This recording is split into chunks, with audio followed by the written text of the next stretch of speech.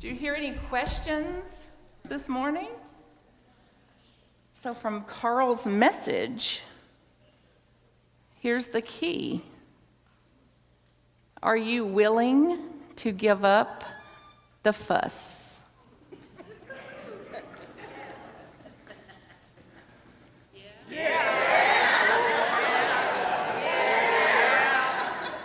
Let's see about that. So my heartfelt prayer is that not only you hear the question that you, in the stillness that you experienced directly this morning, that the answer is a resounding yes. And that we heed that, not theoretically, but practically in action and in deeds. And indeed, understanding that I can change what hurts me. I can change what does not empower me. I can change what no longer interests me, that I can turn away from that I can experience the energy of an infinite, of which up until today I only theoretically understood. So the topic, as we look at your text, some of you are discovering and exploring The Untethered Soul, the book by Michael Singer, those here in Unity Village Chapel in groups and looking at that toward their own spiritual awakening and spiritual maturity.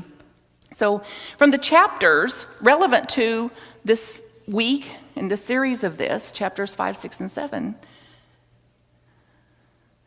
infinite energy. How much do you believe that you have infinite energy?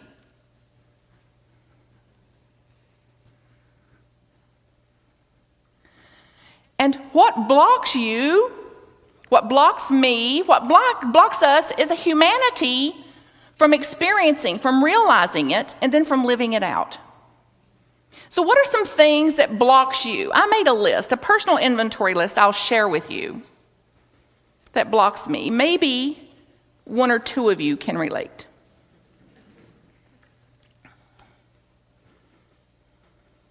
So where does your energy go?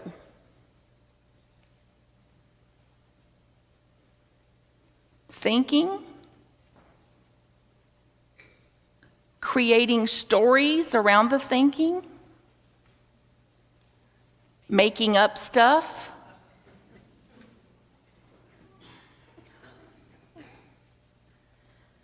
Opposing thoughts,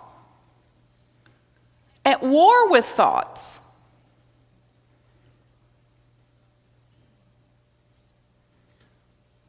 hold on to thoughts like it's possible,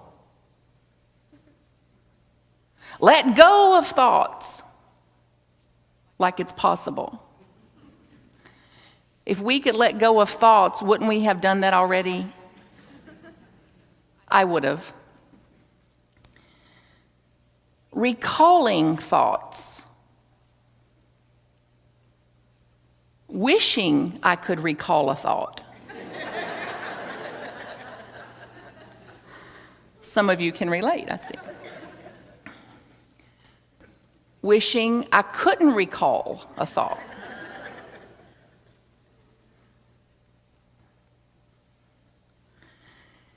Generating emotion, seeking a feeling, seeking a high. Can you relate? The energy that goes into seeking.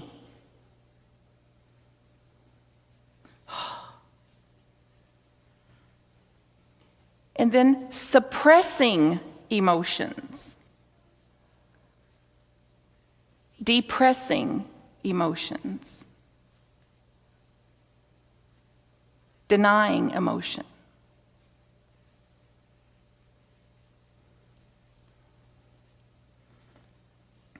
Controlling emotions. Sound familiar? Sound depressing?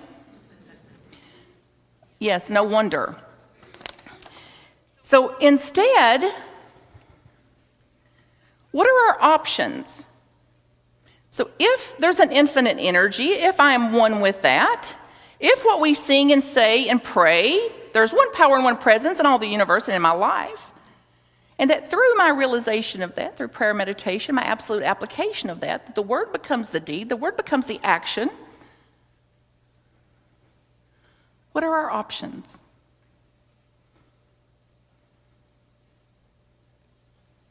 What can you do differently? What can you put in your mind differently to change how your energy flows, how your energy is leaked off, the drag you have? So what are some things you can do to experience this energy, to have a new reality of this infinite energy, besides what we've always done? Are you willing to let go of the fuss? Are you really willing to let it go? Who would you be without your dramas? What would you talk about? Who would you be without complaints?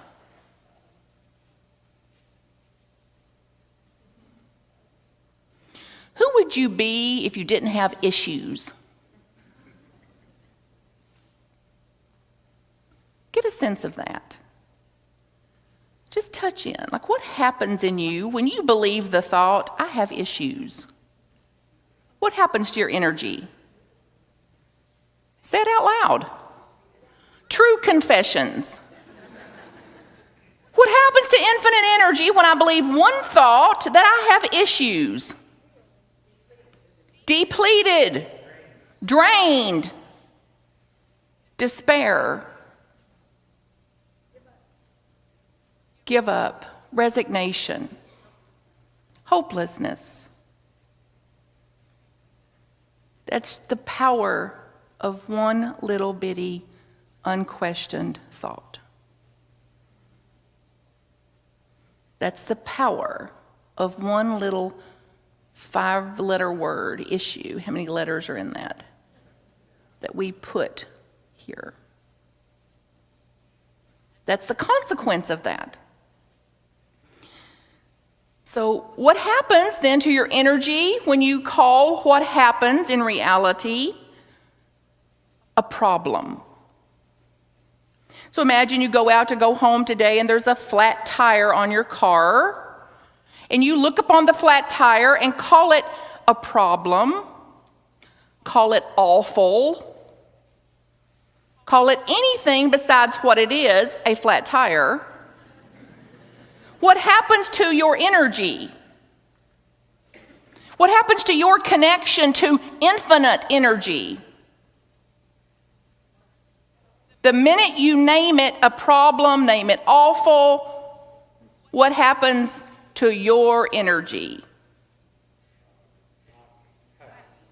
Plummeted, cut off, unaware, believing this is who I am. This is who I am, and believing this is the life I have. So if you just change that one little thing to call a thing what it is, instead of a problem, or awful, or unfortunate, what would that do to shift your experience of infinite energy? Infinite reality. So this is good news. Did you get that part? The gospel. The gospel good news. It's possible. A little hope could emerge here today if we're not careful. We could leave here hopeful that, my goodness, I have a vote in this. I, in fact, do have an option or two until today I had not realized or explored. that what I name it, I experience. What I call it, I become it. So the key, the prison we're in is false.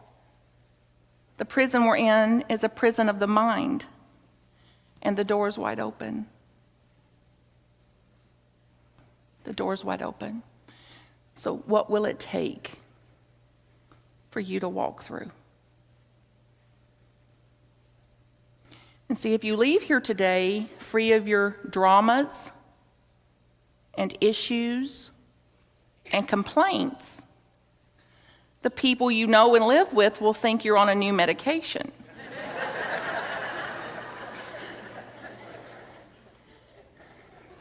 Or you had a really good meditation retreat. And they'd be right. So what thought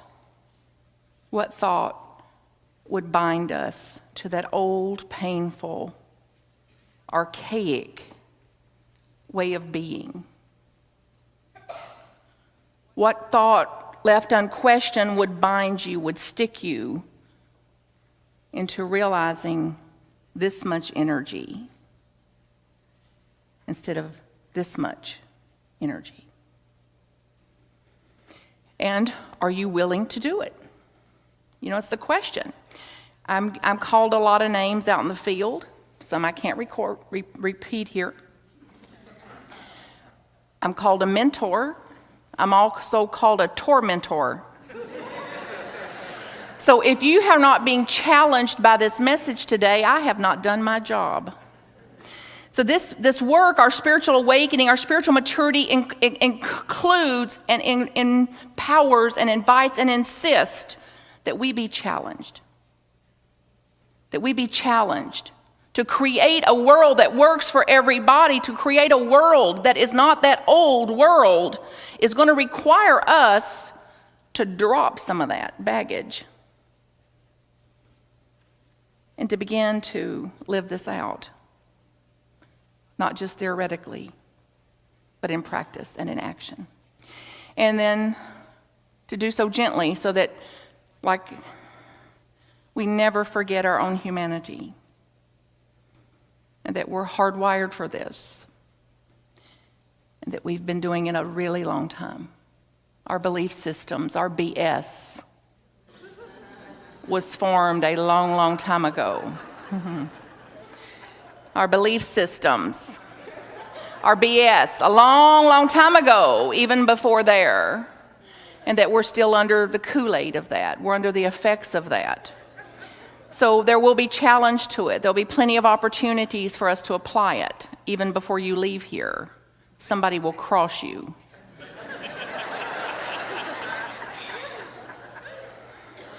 And my prayer and heartfelt belief is that there's a voice inside of you going, there's another option. There's another option. Pain or peace. Old, painful way or new possibility way. How am I going to relate to this? That's the role I have. That's the one power and the one place in all the world that I have any control. In this moment now, in this interaction now, with what's in front of me now, how am I going to respond to this? Who am I going to be in this interaction? And the allure of the past is strong. It's mighty. The temptation of the mind to call it a drama, call it a trauma, call it an issue, call it a problem. The temptation is mighty. So lead me not into the temptation of mind. Deliver me from the error thinking. Deliver me from the old way. For thine is the kingdom. Thine is the infinite energy. thine is the possibility. I am. I am that. So get a sense of what it would be like when you leave here with a little hope. So some of the feedback I get is, Martha, you make a lot of sense. You really tell us what to do. You just don't tell us how. I find that shocking because I feel like all I'm ever doing is telling you how to do it and what to do. And I realize that it's entirely up to you. So the words that came on how to do this when I leave here is to choose. And to choose again. And to allow. Allow what is to be what is. That'll be a full-time job. It is for me. And then, are you willing to go through your own purification process? Are you willing to look at this BS and the consequences of holding the BS and the possibilities for you if you let it be? If you actually give up the fuss, the possibilities of that.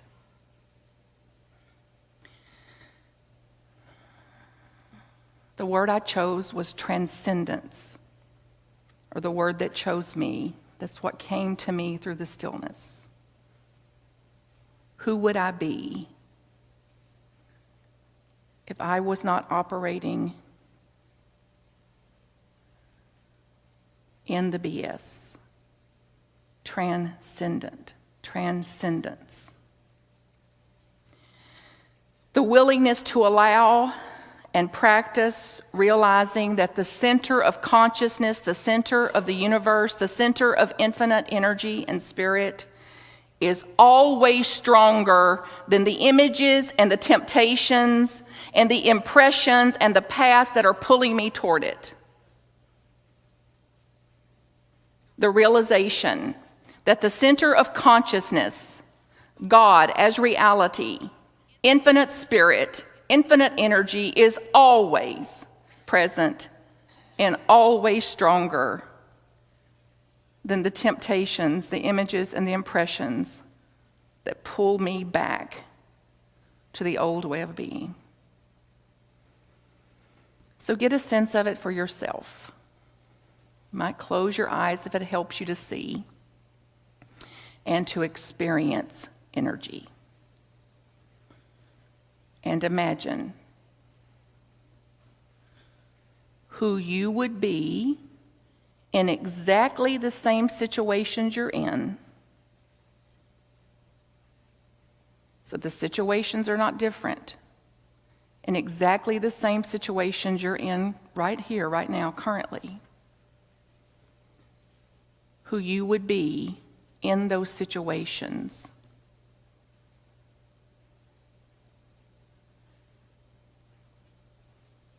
Transcendence. As transcendence. As allowing them to be what they are and realizing you have another option. What would that be like?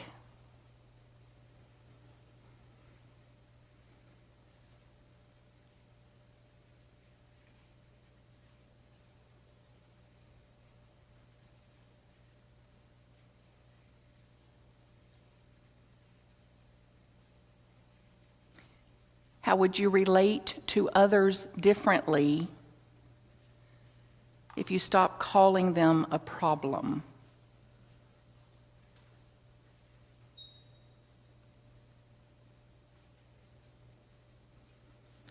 What would dropping the concept of problem do for your energy? If you were free of the concepts of problem, issues, dramas, if you were free of complaining, what would that be like?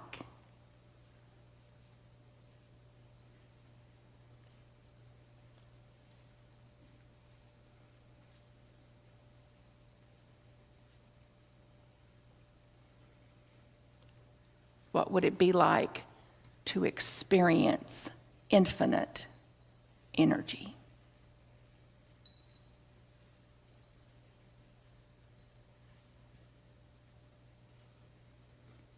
And what would it be like to live a life as infinite energy?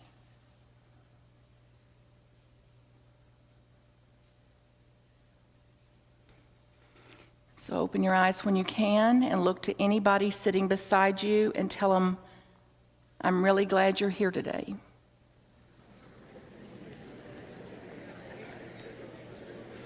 Those of you watching, look at somebody in your house and tell them, or look at you and tell you, I'm really glad you were here today. Now look back at that same person or people and say, however, this message was for me.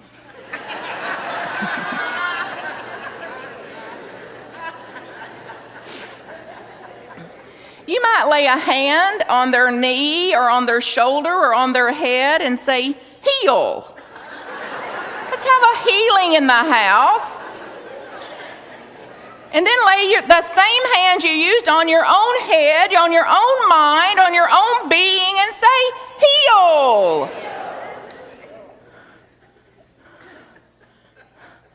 I am willing. I am willing. I am willing. If you can bear more torment, come over to the workshop.